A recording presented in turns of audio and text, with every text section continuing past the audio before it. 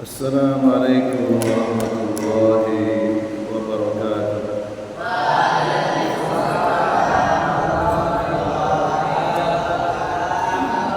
Innal hamdalillah nahmaduhu wa nasta'inuhu wa nastahdihi wa nastaghfiruh wa natubu ilaihi wa na'udzu billahi min shururi anfusina wa min sayyiati a'malina. Man yahdihillahu fala mudilla lahu wa man yudlil fala hadiya lahu. Asyhadu an la ilaha illallah wahdahu la syarika lahu wa asyhadu anna Muhammadan abduhu wa rasuluh. Wallahu ta'ala fi Qur'anil Karim, ya ayyuhalladzina amanu taqullaha wa qulu qawlan sadida yuslih lakum a'malakum wa yaghfir lakum dhunubakum. Wa man yuti'illaha wa rasulahu faqad faza fawzan 'azima. Wa qala Rasulullah sallallahu alaihi wasallam, man yuridillahu bihi khairan yufaqihu fid din. Para santri Al-Ma'un Islamic Center, Panti Tunas Melati PDM Kota Pontianak, rahimani wa rahimakumullah. Alhamdulillah kita bersua kembali dalam rangka membacakan kitab Syarh Al-Usuli As-Salasati, penjelasan 3 landasan utama yang ditulis oleh Syekh Abdul Aziz Ar-Razihi hafizahullah ta'ala. Salawat serta salam semoga tercurah limpahkan kepada Nabi Agung Nabi Muhammad SAW, kepada keluarganya, segenap sahabatnya dan umatnya yang istiqomah mengikuti tata cara beragama beliau hingga akhir zaman. Qala al-mu'allif rahimahullahu ta'ala, wa dalilu qauluhu ta'ala, wa anna al-masajida lillahi fala tad'u ma'allahi ahada. Firman Allah Ta'ala dalam surat Al-Jin ayat 18, terjemahnya, dan sesungguhnya masjid-masjid itu milik Allah.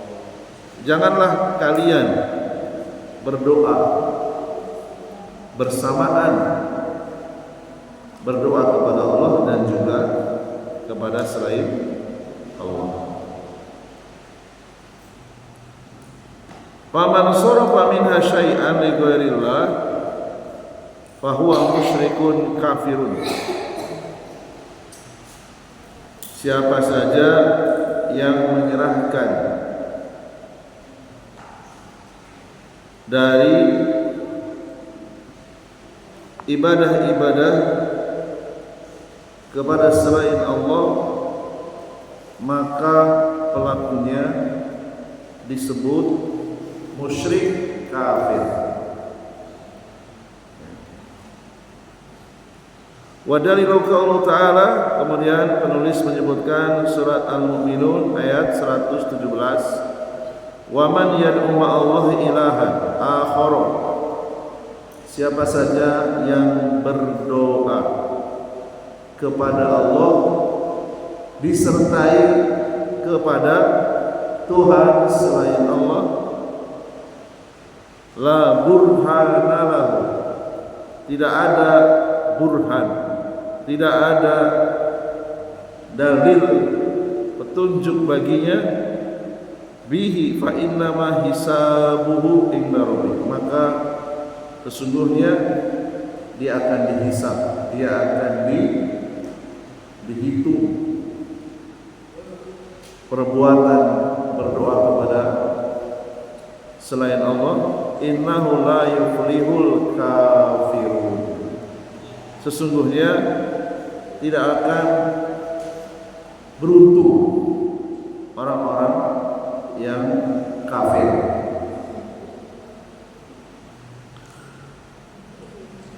Surat Al-Jin tadi menerangkan kepada kita, Al-Jin ayat 18,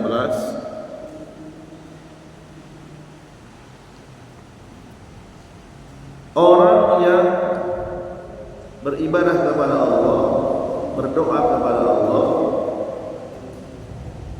dan dia juga beribadah kepada selain Allah, meminta kepada selain Allah, maka perbuatannya syirik akbar. Misalnya dia melakukan sholat isya. Sholat isya itu ibadahnya kepada Allah. Begitu keluar dari masjid ini,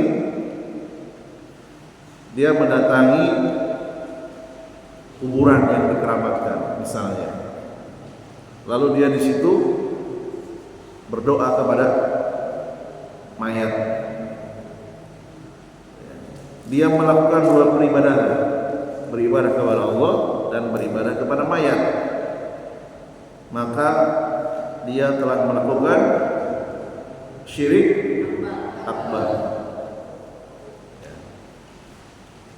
Beda dengan orang yang dia sama sekali tidak menyembah Allah, tetapi dia menyembah selain Allah, menyembah Yesus, menyembah dewa, menyembah malaikat, menyembah nabi, menyembah jin,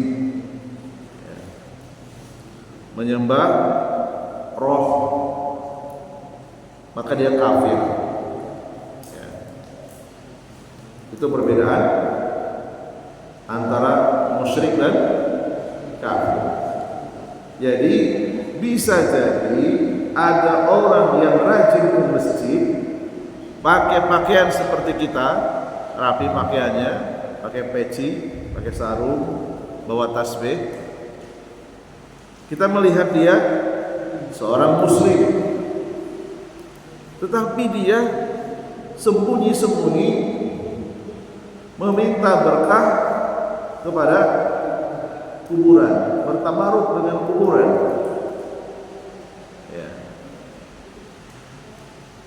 Dan dia tidak tahu kalau itu perbuatan syirik, dan dia enggan untuk hadir di pengajian. Artinya dia membiarkan dirinya bodoh. Diajak pengajian nggak mau, malah memusuhi, menuduh macam-macam. Wah, itu pengajian di Panti Al-Ma'un Islam garis keras misalnya, gitu ya, radikal, gitu ya. Dia menuduh, dia memusuhi. Maka boleh jadi orang yang seperti itu di hadapan manusia dia dianggap muslim, pada hakikatnya di hadapan Allah dia muslim. Ya. Dan saya pernah melihat langsung, ya, tidak jauh dari masjid ini, banyak orang-orang yang KTP-nya Islam, dia sholatnya ke masjid, tetapi malam Jumat dia datang ke kuburan yang dianggap keramat. Ya, dia mencari berkah di kuburan yang dianggap keramat. Orang yang seperti ini sangat berbahaya. Ya, secara kasat mata, secara lahiriah dia muslim, tetapi tanpa sadar dia telah melakukan perbuatan syirik akbar. Kalau dia sengaja membiarkan bodoh, diajak pengajian nggak mau, nonton YouTube video tentang pengajian tauhid juga dia nggak mau nonton, membaca buku tentang kitab tauhid juga dia nggak mau, sengaja membiarkan dirinya bodoh, boleh jadi di hadapan Allah dia musyrik tanpa dia sadari. Itulah bahaya orang yang tidak mau hadir di pengajian. Jadi kalian hadir di pengajian jangan hanya ketika di panti saja. Ketika kalian sudah selesai urusan di panti, entah kalian bekerja atau kalian melanjutkan sekolah, tolong saya berpesan, carilah pengajian yang rutin mengajarkan kitab tauhid, kitab tentang akidah. Ya. Walaupun seminggu sekali. Kenapa? Karena ternyata banyak orang yang rajin ke masjid karena kebodohan dia melakukan syirik akbar. Dan saya melihat sendiri ketika saya dulu kuliah S1 di Solo, kebetulan saya marbot masjid ya, saya sebagai imam sekaligus mempersiapkan karpet, kemudian sound system. Ada lagi petugas yang lain, ada di sebelah kiri rumah yang ditempati suami istri, dia bagian ngepel ya. Dan nggak pernah hadir di pengajian. Dia punya pekerjaan sebagai pedagang bakso malam. Awalnya dia sukses, laris, sehari bisa 5 kilo 7 kilo daging habis ya. Suatu saat ada saingannya, di sampingnya ada saingan lagi. Saingannya menaburkan bunga di depan halaman warungnya. Yang sebelah laris, warungnya dia sepi. Lalu akhirnya dia digoda oleh setan, mencari di mana bisa menabur bunga agar dagangannya laris. Kebetulan yang ngantar kawan saya sendiri. Kawan saya ini bodoh juga orangnya. Minta diantar dia mau. Akhirnya ketemu ya dengan dukun lah gitu ya. Tabur bunga juga dia, ikut-ikutan sebelahnya. Untuk apa coba tabur bunga di hadapan warungnya kalau bukan ada keyakinan tertentu. Aneh itu ya.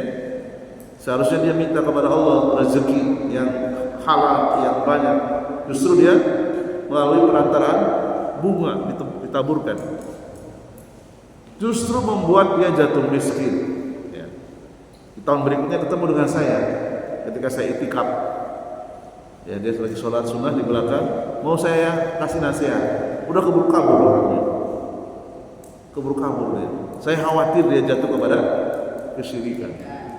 Itulah bahayanya kalau orang meninggalkan pengajian, meninggalkan majelis ilmu. Dan itu bisa menimpa siapa saja.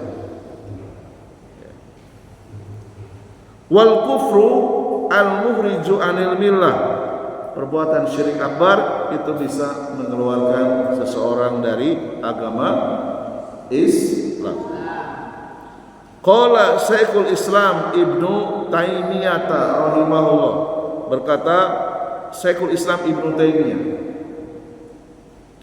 fa innal muslimina, sesungguhnya kaum muslimin, muttafiquna, mereka sepakat, alama alimuhu bil ittirari, di atas ilmu yang pasti, min dinil Islam, dari agama Islam, annal abda, sesungguhnya seorang muslim, seorang muslimah, sesungguhnya seorang hamba, la yajuju lahu an ya'buda, tidak boleh menyembah, wala yad'uwa, tidak boleh berdoa, wala yastagisa, tidak boleh beristighosah, wala yatawakkala, tidak boleh bertawakal, illa 'ala Allah, kecuali kepada Allah saja.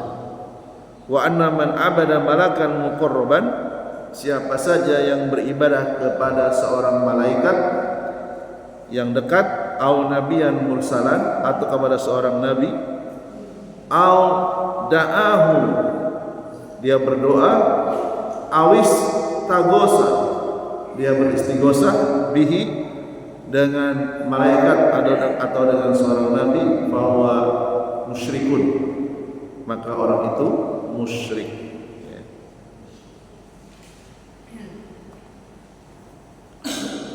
Fahakamallahu azza wa jalla alaihi bil kufri faman da'a ghairallah fa huwa kafirun musyrikun.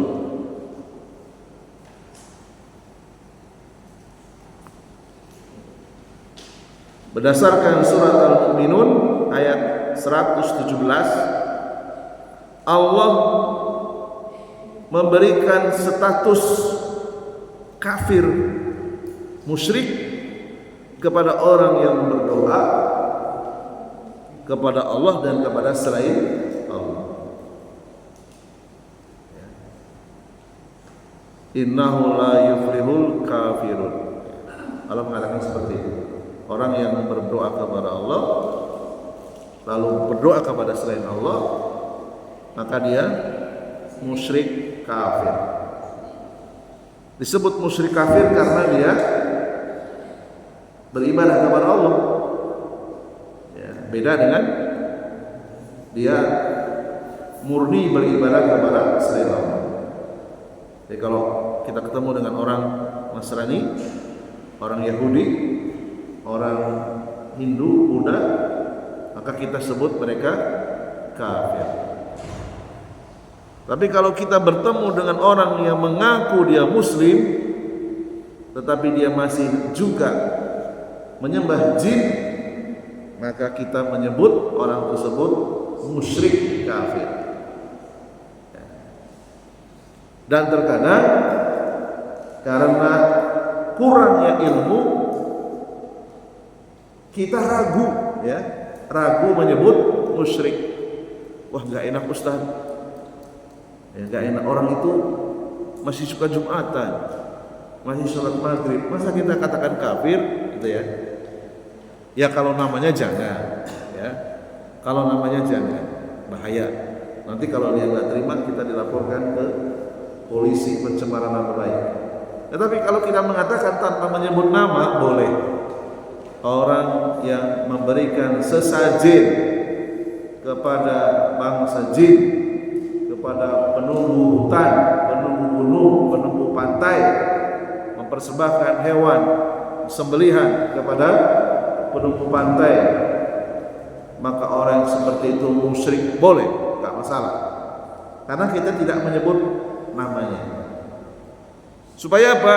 Supaya orang yang melakukan merasa dirinya diberitahu. Walaupun tetap ada konsekuensinya. Kita pasti akan dimusuhi, pasti itu. Wah, ini Islam garis keras ini.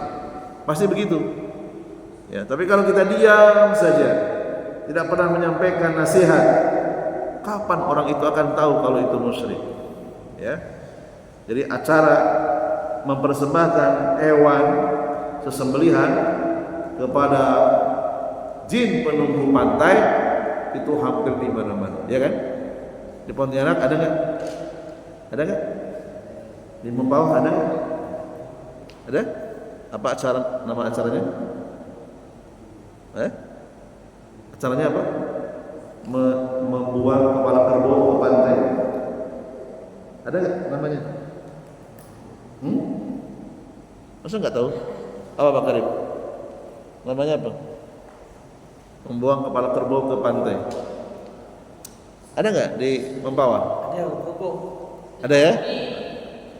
Sama di Cilacap tempat kelahiran saya juga ada. Acara Koko. Ya. Dan itu wajib kita mengingkari. Ya. Wajib kita mengingkari. Bagaimana kalau kalian misalnya punya calon istri, ya, calon mertua kita suka mengamalkan itu, gimana? Ya, cari wali yang tidak melakukan kesyirikan. Kalau perlu walinya Pak KUA saja. Pak KUA-nya juga sama pelaku, Ustaz. Gimana? Cari pamannya yang tidak suka melakukan ritual kesyirikan.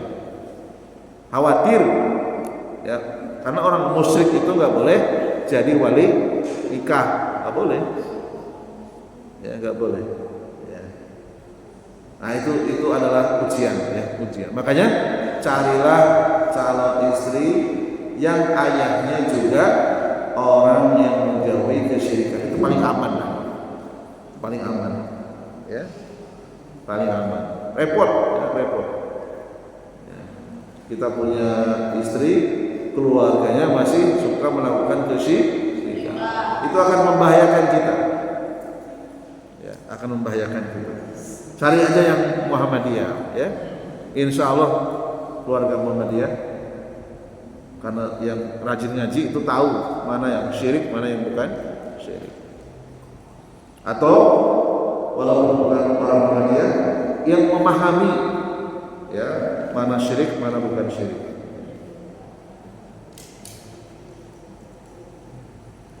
Wa qad qala Allah Ta'ala walladzina tad'una min duni ma yamlikuna min kitmir. Allah menyebutkan dalam surat Fatir ayat 13, orang-orang yang berdoa kepada selain Allah,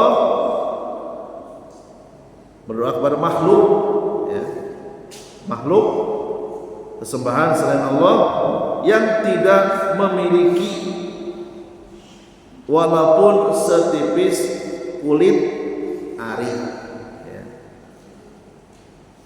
Jadi sesembahan selain Allah tidak memiliki apa walaupun setipis kulit ari. Ini bentuk celaan kepada sesembahan selain Allah. Mereka nggak punya apa-apa. Apa yang kamu minta? Yang memiliki segala-galanya hanya Allah saja. Kemudian dilanjutkan ayat berikutnya, ayat ke-14, in tad'uhum, seandainya kalian berdoa meminta kepada Tuhan-Tuhan selain Allah, la yasma'u du'aakum, mereka tidak mampu mendengarkan doamu. Ini biasanya orang-orang yang sering berdoa kepada mayat, kepada para wali yang sudah mati, kepada para nabi yang sudah mati, kepada para sahabat yang sudah mati, ya. Walau sami'u, seandainya mereka mendengar, mastajabu lahu, mereka tidak akan mengabulkanmu. Wa yaumal qiyamati, dan nanti pada hari kiamat, yaghfuruna bisyirkikum, Tuhan-Tuhan yang kamu minta itu akan mengingkari perbuatan syirik kamu. Wala yunabbi'uka, dan tidak ada yang memberitahukan kepadamu mislu khabirin, tidak ada yang memberitahu seperti Allah yang maha teliti. Fasamallahu subhanahu wa ta'ala ad-du'a huna syirkan, Allah menyebut doa kepada selain Allah disebut syirkan, bahasa Indonesianya syirik, ya, perbuatan syirik.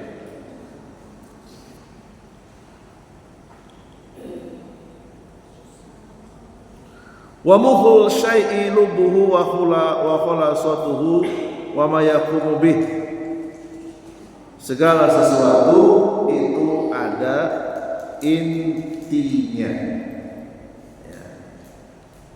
Segala sesuatu itu ada intinya. Wa maknahu, maksudnya gimana? Annal ibadata la taqumu illa bidu'a, sesungguhnya semua ibadah tidak bisa disebut ibadah kecuali pasti di dalamnya ada doa. Coba kita perhatikan, semua ibadah yang dilakukan oleh seorang muslim itu di dalamnya pasti mengandung doa. Ya, silakan dicatat ya, ini kaidah. Annal ibadata la taqumu illa bidu'a, seluruh ibadah tidak bisa disebut ibadah kecuali mengandung doa, ya. Salat banyak sekali doa yang terkandung di dalamnya, mulai dari doa iftitah, ya kan? Apalagi ketika membaca Al-Fatihah ada doanya. Apa doanya? Doa di dalam Al-Fatihah apa? Ihdina as-sirat. Doa itu Kemudian ketika kita duduk di antara dua sujud, Rabbik firli warhamni wajburni warzuqni warfa'ni. Rabbik firli, ampunilah aku, warhamni, kasihanilah aku, wajburni, perbaiki aku, warzuqni, berikan aku rezeki, warfa'ni, angkat derajat. Itu doa semua ya. Ketika tasyahud sama. Gimana bacaan tasyahud? At-tahiyatu lillah, assalamu alayka ayyuhan nabi wa rahmatullah. Keselamatan, keberkahan kepada Muhammad dan kepada hamba-hamba yang soleh. Doa itu. Kemudian sebelum salam disunahkan membaca doa dengan bahasa Arab. Ya. Allahumma inni a'udzubika ya min adzabil qabri wa min fitnatil mahya wal mamati wa min syarri min fitnatil masiihid dajjal, dan doa-doa yang lain. Demikian juga zakat. Ya, ketika kita berzakat, kita berharap zakat kita diterima. Kita berharap harta kita dibersihkan dari harta yang haram. Orang yang punya harta banyak itu ada sebagian yang harus dikeluarkan untuk fakir miskin. Ada doa minta hartanya diberkahi. Ketika orang haji, apalagi ketika haji, banyak sekali bacaan doa. Ketika puasa, doa. Ketika sahur, doa. Ketika akan berbuka, semuanya mengandung doa. Ya. Jadi tidak ada ibadah pasti di dalamnya mengandung doa. Ini adalah kaidah. Ya. Kama annal insana la yaqumu illa bil mukhi, seperti seorang manusia. Seseorang disebut manusia itu kalau punya inti. Apa inti manusia? Ada yang tahu? Inti manusia itu di mana? Kepalanya. Di kepala ini inti. Ya. Manusia dilahirkan, ada sebagian yang tidak punya tangan, tidak ada masalah, dia masih bisa hidup. Ada sebagian tidak punya kaki, tidak ada masalah. Ada yang hanya punya badan saja, kaki, tangan sama sekali nggak ada, bisa hidup. Tapi nggak ada manusia yang hidup tanpa kepala. Kalau ada, wah, menakutkan itu. Mana kepalanya nggak ada? Ya. Jadi inti manusia ada di mana? Di kepalanya. Kepala ini inti manusia. Lidalalatihi alal iqbali alallahi, menunjukkan bahwa wajibnya kita menghadapkan diri kepada Allah, wal i'radi amma siwa, wajibnya kita berpaling dari selain Allah.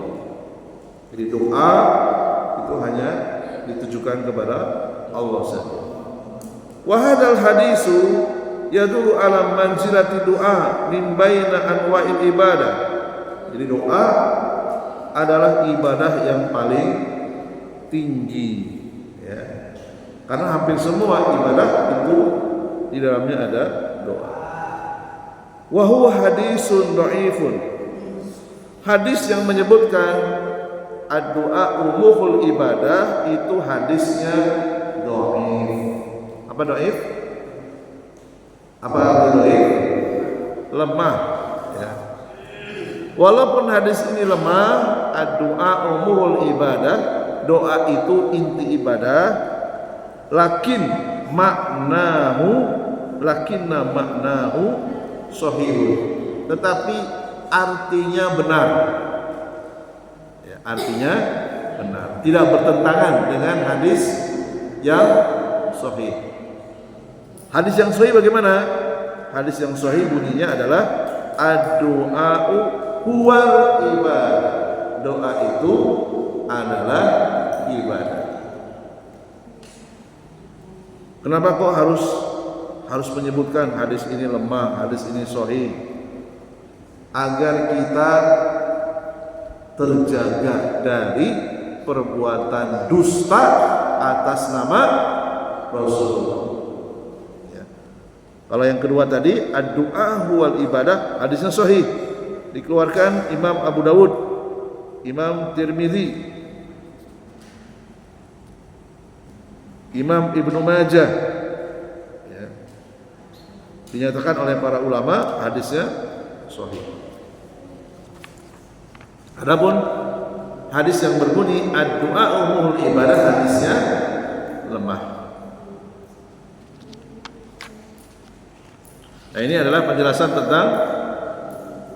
tentang syirik akbar, ya. Berdoa kepada Allah juga kepada selain Allah. Qala al-mu'allif rahimahullah ta'ala wa dalilu qawluhu ta'ala wa qala rabbukum ud'uni astajib lakum.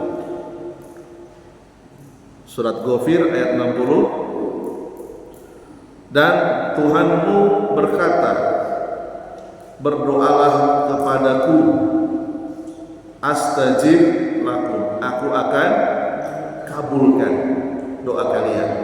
Innal ladzina yastakbiruna, sungguh orang-orang yang enggan an ibadati, menyembah aku, sayadkhuluna, dia akan masuk jahannam, ke neraka jahannam, dakhirin. Wa syahidu annahu sama doa ibadah, Allah menyebut doa dengan sebutan ibadah. Surat Ghafir ayat 60. Ya. Dari mana kita tahu? Pertama, Allah menyebut ad'uni. Ad'uni itu bentuk kata kerja, fi'il amr. Ad'u, ud'uni. Ud'u, berdoalah. Ya, berdoa bentuk kata bendanya du'aun. Ya. Kemudian dari mana kita tahu Allah menyebut ibadah? Dari kata-kata yastakbiruna an ibadati. Ibadati itu kata benda, ibadah, ya. Jadi Allah menyebut doa dengan sebutan ibadah.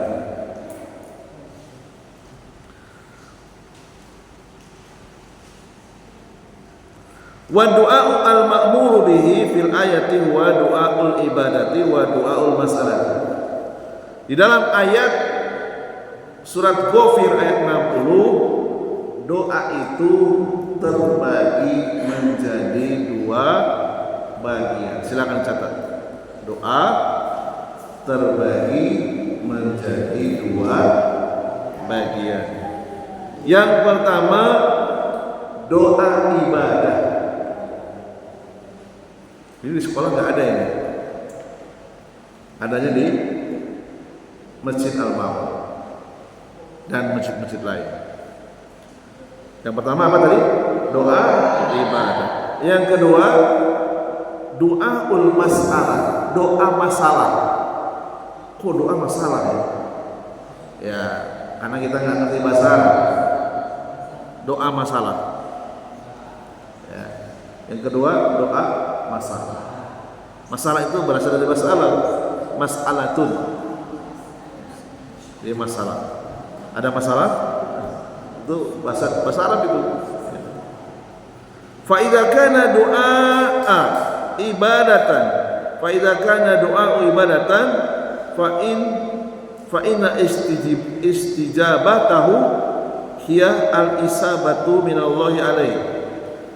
Ketika seseorang melakukan doa ibadah, sungguh Allah akan memberikan balasan yang lebih baik. Contohnya gimana Ustaz? Doa ibadah itu. Doa ibadah itu zikir. Ya.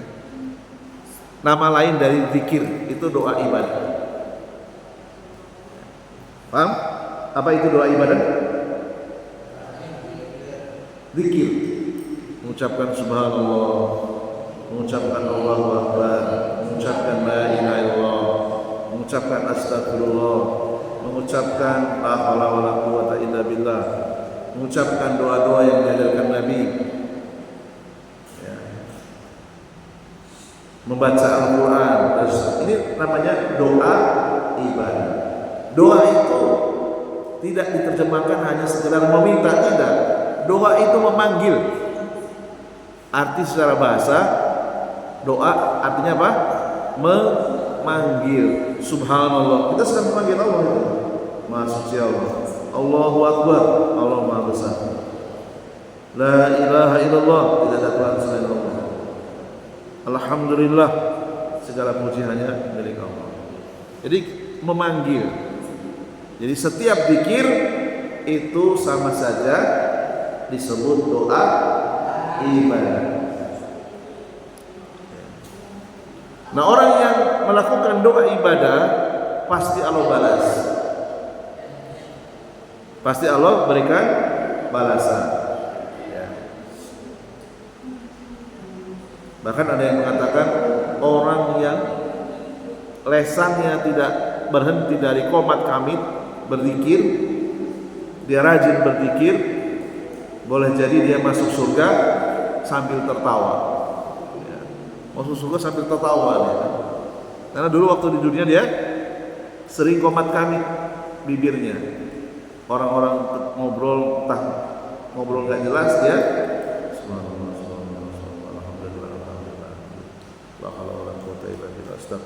terus saja. Silakan kalau mampu lakukan itu. Ya, ketika orang-orang sibuk, ya, sementara kita nggak ada kerjaan, atau kita sambil nyuci, sambil nyapu, sambil berjalan ke sekolah, nggak apa-apa. Baca astagfirullah sampai pintu sekolah. Pulangnya baca takbir, Allahu Akbar, Allahu Akbar, alhamdulillah, alhamdulillah. Ya. Itu ada balasannya. Boleh jadi balasannya di dunia atau Allah simpan di akhirat sebagai pembersih dosa-dosa. Ya. Wa idza kana du'a'u mas'alatan wa idza kana doa mas'alatin, doanya doa masalah. Apa itu doa masalah? Nah, silakan ditulis. Doa masalah adalah meminta kepada Allah dalam urusan dunia. Itu namanya doa masalah. Beda dengan doa ibadah. Kalau doa ibadah tadi zikir, ya. Doa masalah apa tadi?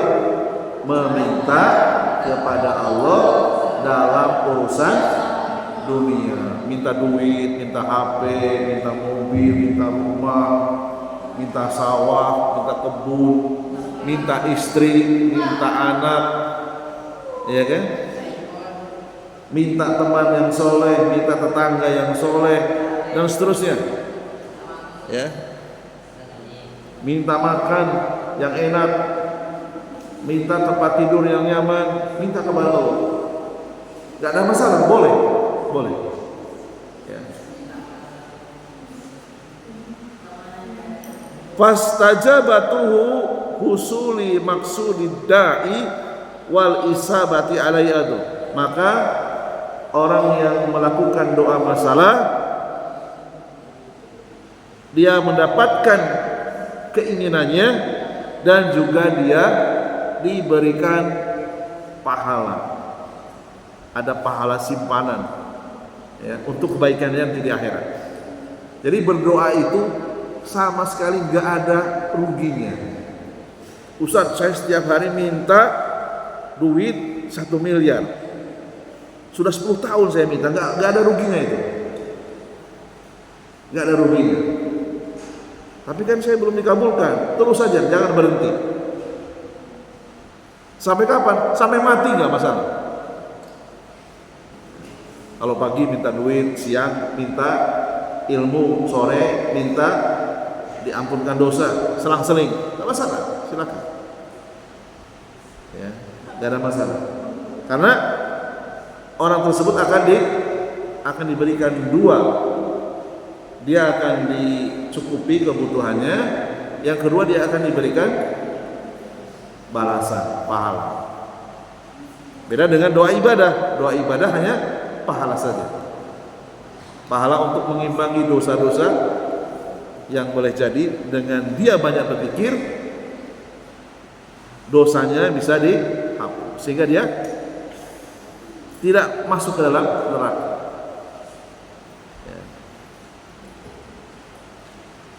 Lianna kulla man da'a walau kana du'a'uhu bi amrin dunyawiyyin fa innahu yusabu ala du'ahi.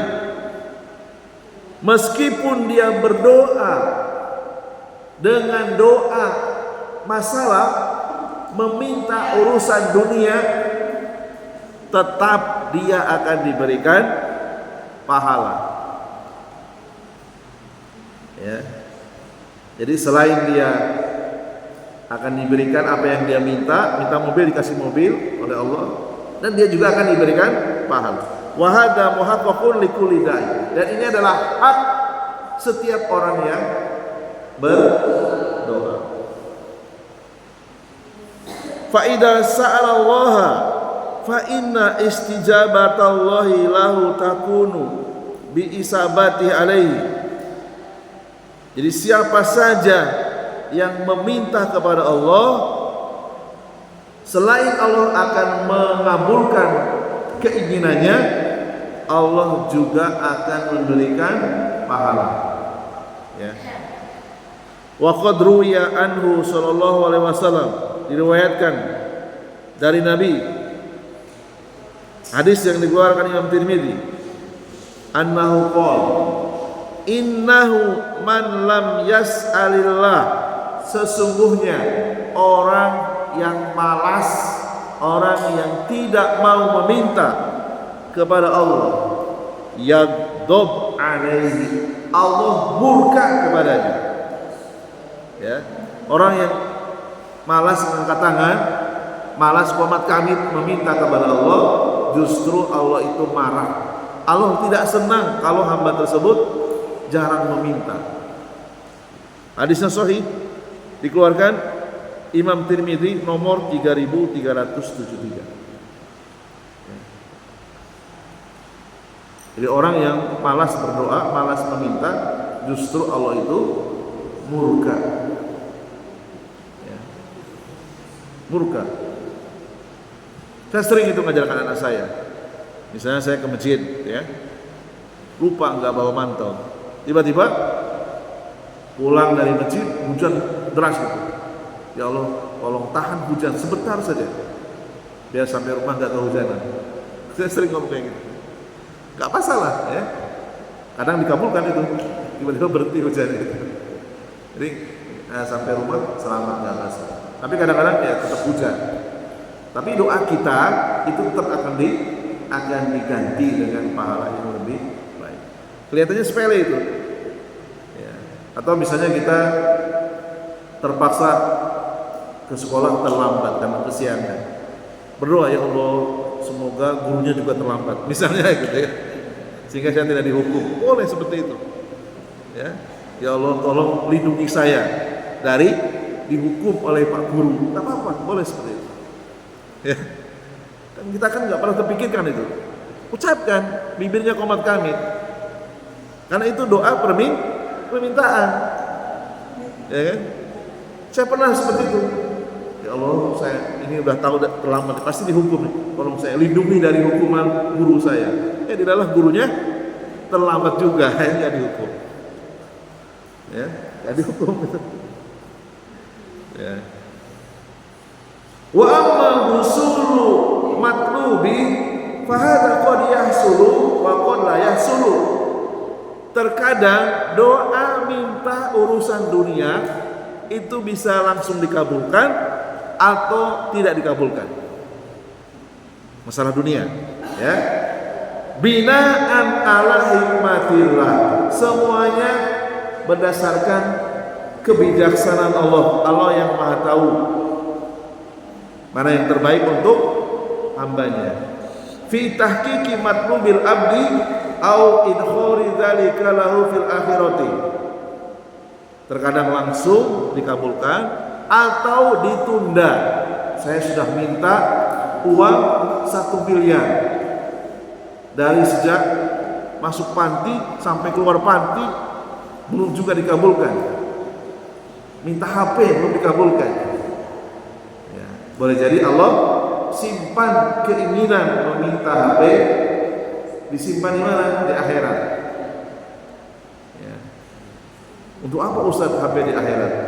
Di akhirat jauh lebih nikmat dari HP yang ada di dunia.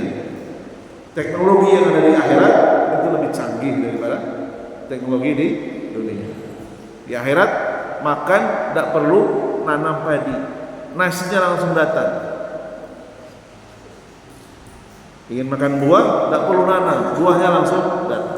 Teknologinya jauh lebih tinggi daripada teknologi di dunia. Di surga tidak ada dokter, tidak ada rumah sakit, tidak ada. Tidak ada orang yang sakit, tidak ada. Apotek tidak ada yang buka. Teknologi kedokteran di surga itu lebih canggih daripada di dunia. Jadi di surga nggak ada dokter, nggak ada rumah sakit, nggak ada puskesmas, nggak ada yang sakit. Ya.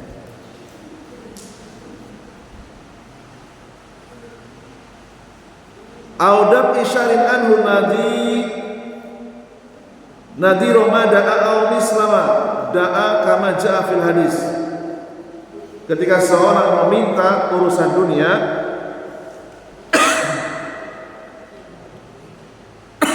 balasannya diantaranya daf'i syarrin anhu, dia dijauhkan dari bahaya, sepadan dengan permintaannya. Sebagaimana disebutkan dalam hadis yang dikeluarkan Imam Ahmad dan dinyatakan sahih oleh Syekh bin Baz dari Abu Sa'id Al-Khudri, Nabi SAW bersabda, "Ma, tidaklah min muslimin, seorang muslim atau seorang muslimah, yad'u bida'watin, berdoa meminta urusan dunia, laisa fiha ismun, doanya tidak mengandung dosa, tidak mengandung kejahatan, wala qati'atur rahim, doanya tidak mengandung memutuskan tali silaturahim atau silaturahmi, illa pasti aqahullahu, Allah akan memberikan biha, dengan doa dia, ihda salasi, satu di antara tiga. Nah, silakan dicatat ya. Catat ya. Allah pasti akan memberikan doa urusan dunia dengan salah satu dari tiga perkara. Satu, imma antu ajala lahu dakwatuhu, kemungkinan pertama akan disegerakan permintaannya ya. Banyak kok kejadian yang luar biasa terjadi, ini banyak sekali. Ada orang yang istrinya dioperasi, tidak punya duit ya. Dia mengangkat tangan, tiba-tiba ada orang yang mau mengeluarkan zakat harta. Uang yang dikeluarkan dari zakat harta persis sama dengan jumlah uang untuk operasi istrinya. Ini bukan kebetulan, tapi ini adalah doa yang disegerakan. Dia meminta, ya Allah, istri saya mau operasi, anak saya yang ada dalam kandungan itu operasi sesar, saya butuh uang 12 juta. Karena dia nggak punya uang, dia minta kepada Allah. Tiba-tiba dia diketemukan dengan orang yang dia akan mengeluarkan zakat harta, jumlahnya persis sama. Dan ini terjadi ya, di berbagai tempat dengan jumlah yang berbeda-beda. Kemudian kemungkinan yang kedua, imma an yudakhiraha lahu fil akhirati. Kemungkinan yang kedua, permintaannya ditunda, disimpan di akhirat. Jadi kita minta uang 1 miliar, sampai sekarang belum dikasihkan oleh Allah, bisa jadi Allah simpan di akhirat. Yang ketiga, wa imma an yasrifa anhu minas su'i mislah. Yang ketiga, dia dijauhkan dari musibah. Sebelum dia berangkat naik bus, dia meminta kepada Allah uang 10 miliar. Ketika bus itu terguling, semua korban mati, dia selamat sendirian. Itu boleh jadi itu adalah salah satu dari pengabulan doa. Banyak orang yang kecelakaan, orang lain terluka, dia sehat. Bisa jadi karena doa tadi, doa meminta urusan dunia. Dan ini juga banyak terjadi, ya. Banyak dialami oleh orang-orang yang merasa dirinya diselamatkan, orang lain celaka, dia nggak celaka. Itu bisa jadi dari doa urusan dunia. Barangkali ini saja dulu yang bisa kita bacakan. Mudah-mudahan bermanfaat. Subhanakallahumma wa bihamdika asyhadu an la ilaha illa anta astaghfiruka wa atubu ilaik. Nasrun minallahi wa fathun qarib wa basyiril mu'minin. Wassalamualaikum warahmatullahi wabarakatuh.